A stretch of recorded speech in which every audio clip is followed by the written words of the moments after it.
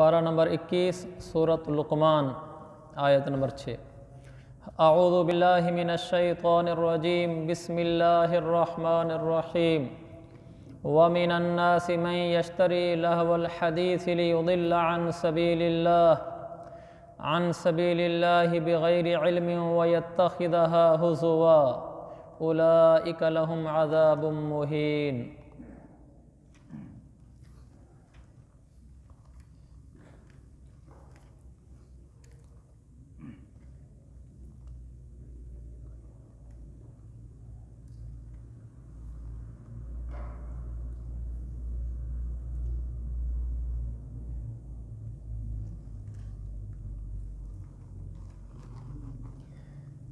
اس کا ترجمہ: اور کچھ لوگ وہ ہیں جو اللہ سے غافل کرنے والی باتوں کے خریدار بنتے ہیں تاکہ ان کے ذریعے لوگوں کو بے سمجھے بوجھے اللہ کے راستے سے بھٹکائیں اور اسلام کا مذاق اڑائیں۔ ان لوگوں کو وہ عذاب ہوگا جو ذلیل کر کے رکھ دے گا۔ یہ آیت ایک خاص پس منظر میں نازل ہوئی تھی۔ دیکھیں، آیت میں یہ ہے کہ کچھ لوگ وہ ہیں جو اللہ سے غافل کرنے والی باتوں کے خریدار بنتے ہیں۔ ہوا یہ تھا کہ جب رسول پاک صلی اللہ علیہ وسلم نے نبوت کا اعلان کیا کہ میں نبی ہوں، میرے اوپر ایمان لے آؤ اور میں اللہ کا کلام لے کر آیا ہوں، پھر آپ ان کو قرآن سناتے، یہ اللہ کا کلام ہے، تو قرآن ایسا سحر انگیز کلام تھا کہ وہ کافروں کے دلوں پر اثر کرتا تھا۔ اگرچہ وہ ایمان نہیں لاتے تھے لیکن پھر بھی چھپ چھپ کر سنتے تھے، اور ان میں سے بعض لوگ اس اسلام کے داخل ہونے کا سبب بھی ان کا یہ تھا کہ ان کو قرآن نے متاثر کیا تھا، کہ قرآن قصص سناتا ہے پچھلی قوموں کے بہت ایمان افروز انداز میں، پچھلی قوموں کے پچھلے نبیوں کے واقعات سناتا ہے، تو اس کے مضامین بڑے دلچسپ ہوتے ہیں، مؤثر ہوتے ہیں، ایمان افروز ہوتے ہیں، تو لوگ مسلمان ہو جاتے تھے۔ تو انہوں نے سوچا، کافروں نے، کہ ایسا نہ ہو کہ ہم بھی کچھ ایسی کتابیں بنا لیں جس کے اندر قصے کہانیاں ہوں، ہم لوگوں کو کہیں قرآن سنتے ہو، وہاں اس کی بجائے اس کو سنو۔ تو مشرکین مکہ کا ایک سردار تھا نضر بن حارث، یہ تجارت کے لیے ایران گیا، دوسری بھی تجارت کے لیے سامان خریدا، لیکن ساتھ ہی کچھ کتابیں بھی لے آیا جس میں بادشاہوں کی کہانیاں، ان کے قصے تھے۔ مکہ میں آیا اور اس نے لوگوں میں اعلان کرا دیا کہ محمد کی باتیں کیوں سنتے ہو، وہ تمہیں عاد و سمود کے قصے سناتا ہے، پچھلے قوموں کے، پچھلے بادشاہوں کے، پچھلے سردار لوگوں کے تمہیں قصے سناتا ہے۔ میں ایسی انوکھی کتابیں لائے ہوں کہ وہ قصے سناؤں گا جو تم نے کبھی نہیں سنے ہوں گے۔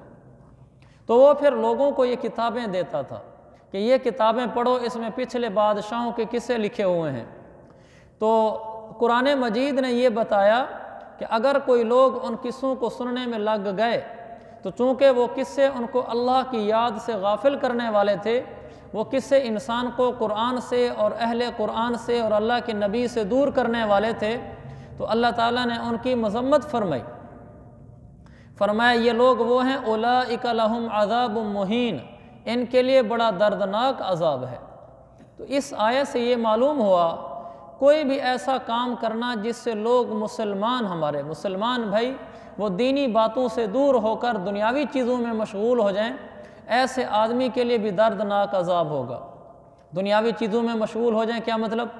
کوئی آدمی ایسی چیزیں ایجاد کر دیتا ہے جس سے لوگ گناہوں میں پڑ جاتے ہیں اور ان کو ان چیزوں میں مزہ آتا ہے، جیسے مثلا ہمارے یہاں سینما ایجاد ہوئے تھے تاکہ مسلمانوں کا دل، لوگوں کا دل اس میں لگے، اور اس میں لگنے کی وجہ سے وہ جو سینما تھا وہ لوگوں کو اللہ سے غافل کرنے والا تھا۔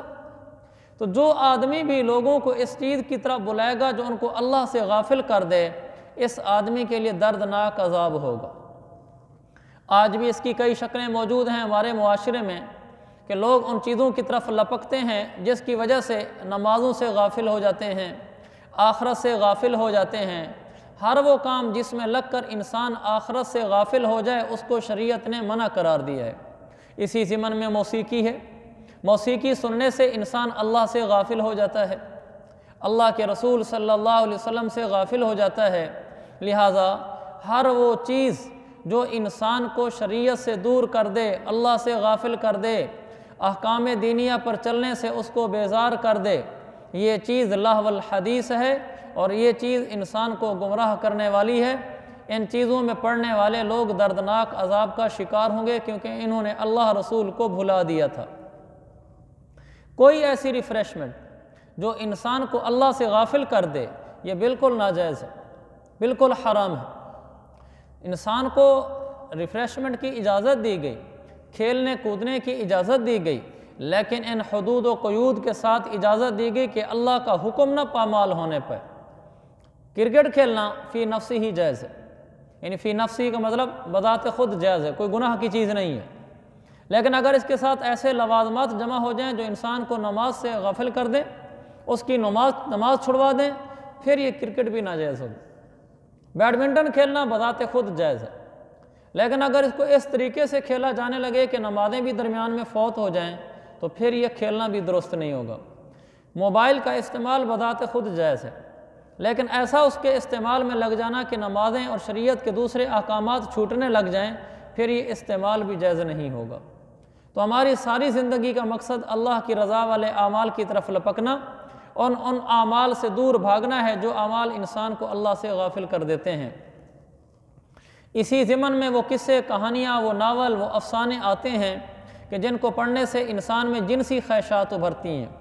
ایسے ناول، ایسی کہانیاں اور ایسے کلپ جن کو دیکھنے سننے سے انسان میں روحانی روح بیدار نہیں ہوتی، بلکہ انسان میں سفلی اور جنسی جذبات بیدار ہوتے ہیں، ایسے تمام ناولوں، کہانیوں، قصوں اور افسانوں کا پڑھنا بالکل ناجائز ہے، اس لیے کہ انسان کو اللہ سے غافل کرنے میں لگے ہوئے ہیں۔ تو اللہ تعالیٰ مجھے اور آپ کو ان چیزوں سے بچائے اور آخرت کی تیاری کرنے کی توفیق عطا فرمائے۔ آگے فرمایا وَإِذَا تُتْلَى عَلَيْهِ آيَاتُنَا وَلَّى مُسْتَكْبِرًا كَأَن لَّمْ يَسْمَعْهَا، كَأَن لَّم، نون کے پر جزم ہے، لام پر شد ہے، تو لہذا نون درمیان سے ختم ہو جائے گا، كَأَن لَّمْ يَسْمَعْهَا كَأَنَّ فِي أُذُنَيْهِ وَقْرًا فَبَشِّرْهُم بِعَذَابٍ أَلِيمٍ، فَبَشِّرْهُ بِعَذَابٍ أَلِيمٍ۔ جب ایسے شخص کے سامنے ہماری آیتیں پڑھ کر سنائی جاتی ہیں تو وہ پورے تکبر کے ساتھ منہ موڑ لیتا ہے، جیسے انہیں سنا ہی نہیں، گویا اس کے دونوں کانوں میں بہرا پن ہے، لہذا اس کو ایک دکھ دینے والے عذاب کی خوشخبری سنا دو۔ جو لوگ بھی قرآن سن کر تکبر سے منہ موڑ لیتے ہیں، یقیناً ان کے لیے جہنم تیار ہے، چاہے وہ کافر ہو، اس نے قرآن سنا اور تکبر سے منہ موڑ لیا، جہنم ہے، یا کسی مسلمان نے قرآن سنا اور تکبر سے یوں منہ موڑا کہ میں اس پر عمل نہیں کرنا چاہتا، تو اس عمل کو چھوڑنے کی سزا کی وجہ سے اس کو بھی جہنم میں جانا ہوگا۔ ہمارے پاس میرے عزیز بھائیوں قرآن حدیث موجود ہے، یہ تو ہمارے لیے سراپر رحمت ہے۔ ہم قرآن حدیث کو بوجھ نہ سمجھیں کہ یار یہ دین کے احکام میں چلنا ہی پڑ گیا، نہیں، ہم یہ سمجھیں کہ اللہ پاک نے کرم کر دیا کہ ہمیں وہ ضابطۂ حیات، وہ اصول زندگی، وہ دستور حیات دے دیا کہ جس کے مطابق اگر ہم چلنا شروع کر دیں تو دنیا بھی اچھی اور آخرت بھی اچھی، دنیا میں بھی سکھی گزریں گے، دنیا بھی خوشحال ہماری ہوگی، دنیا بھی پرسکون ہوگی اور آخرت بھی پرسکون اور خوشحال ہوگی اگر ہماری زندگی قرآن و سنت کے مطابق ہو گئی۔ جس دن دل نے یہ ٹھان لیا کہ بس قرآن و سنت پہ چلنا ہے، اس دن اللہ کی رحمت متوجہ ہو گئی، دنیا بھی بن گئی اور آخرت بھی بن گئی، ورنہ بالآخر دنیا چھوٹ ہی جانی ہے، کون سا یہاں رہنا ہے۔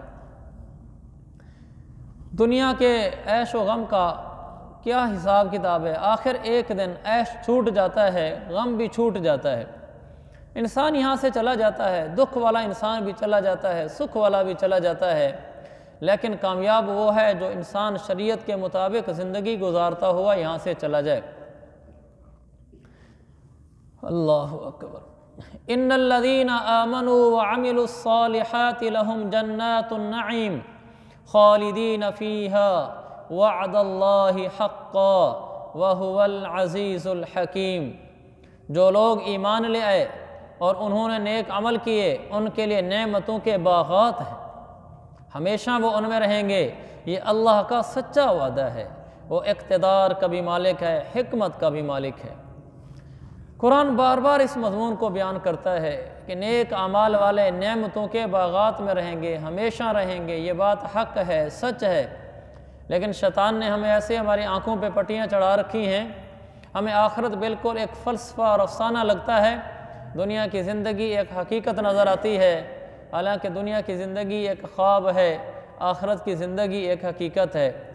حضرت علی رضی اللہ عنہ نے فرمایا، الناس نیام اذا ماتوا انتبہوا، لوگ سب سوئے ہوئے ہیں، جب یہ مریں گے تو اس وقت ان کی آنکھیں کھلیں گی، بیدار ہو جائیں گے، پھر آخرت کے منظر سامنے آئیں گے، دنیا ساری عشیۃً او ضحاہا، ایک صبح یا ایک شام کے برابر معلوم ہوگی۔ انسان اس وقت پچھتائے گا، لیکن اس پچھتانے کا فائدہ کوئی نہیں ہے۔ آگے فرمایا، خلق السماوات بغیر عمد ترونہا وَأَلْقَى فِي الْأَرْضِ رَوَاسِيَ أَن تَمِيدَ بِكُمْ وَبَثَّ فِيهَا مِن كُلِّ دَابَّةٍ وَأَنزَلْنَا مِنَ السَّمَاءِ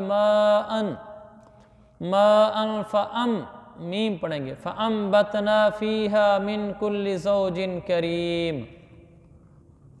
اللہ نے آسمانوں کو ایسے ستونوں کے بغیر پیدا کیا جو تمہیں نظر آ سکیں، یعنی اللہ نے جن ستونوں سے آسمان کو پیدا کیا ہے وہ تمہیں نظر نہیں آتے، اور یہاں بغیر ستونوں کے کھڑا ہوا ہے۔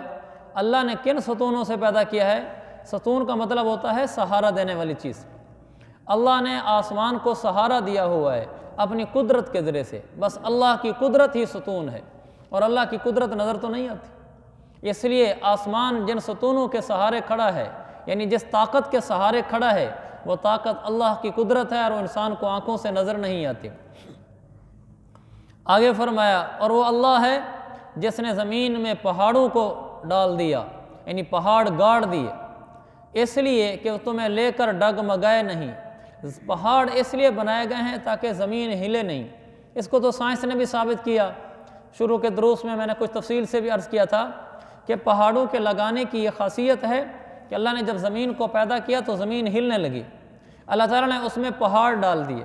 پہاڑوں کے ڈالنے کی وجہ سے زمین میں ہلنے والی حرکت بند ہو گئی ہے، لہٰذا یہ پہاڑ اللہ کی وہ عظیم و شان قدرت ہیں کہ جن کو دیکھ کر اللہ یاد آتا ہے کہ اتنے بڑے پہاڑ پوری دنیا میں پھیلے ہوئے ہیں، ان پہاڑوں کو بنانے والا آخر کون ہے؟ اللہ کے علاوہ کوئی بھی نہیں ہے۔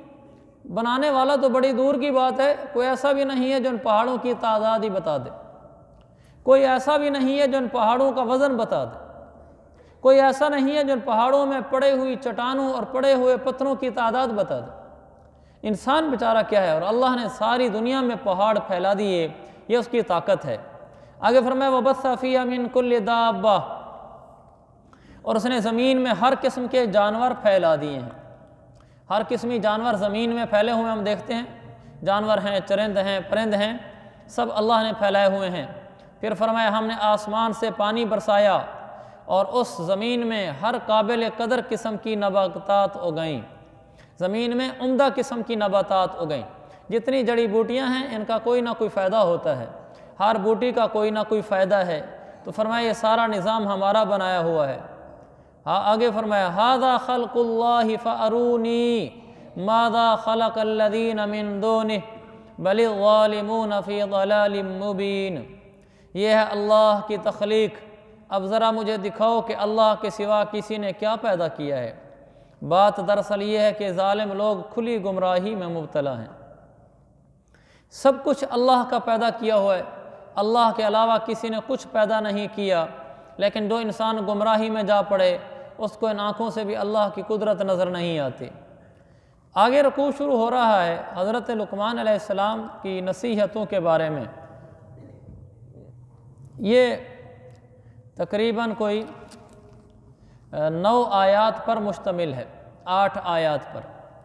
اس کے اندر جو بیان کچھ کیا گیا ہے وہ یہ ہے کہ حضرت لقمان علیہ السلام نے کیا کیا نصیحتیں کی ہیں اپنے بیٹے کو۔ وہ اتنی خوبصورت نصیحتیں ہیں کہ کم از کم باپ کے لیے لازمی ہے کہ وہ ان نصیحتوں کو پڑھے، کہ ایک باپ کو کیسا ہونا چاہیے، وہ اپنی اولاد کے ساتھ کیسا رہے، اولاد کی تربیت کیسا کرے، والد کا رویہ کیسا ہو۔ یہ بہت ہی خوبصورت مضمون ہے۔ نصیحتیں شروع ہوتی ہیں وَإِذْ قَالَ لُقْمَانُ لِابْنِهِ سے۔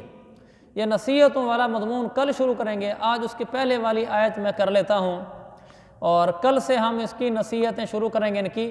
تو آپ سب سے گزارش ہے کہ جو ہمارا ایک رکوع ہے 8 آیات پر مشتمل، آپ کوشش کریں کہ یہ مس نہ ہو اس کا سبق، انشاءاللہ یہ زندگی میں بہت نفع دے گا۔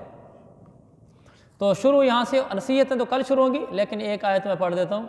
وَلَقَدْ آتَيْنَا لُقْمَانَ الْحِكْمَةَ أَنِ اشْكُرْ لِلَّهِ وَمَنْ يَشْكُرْ فَإِنَّمَا يَشْكُرُ لِنَفْسِهِ وَمَنْ كَفَرَ فَإِنَّ اللَّهَ غَنِيٌّ حَمِيدٌ۔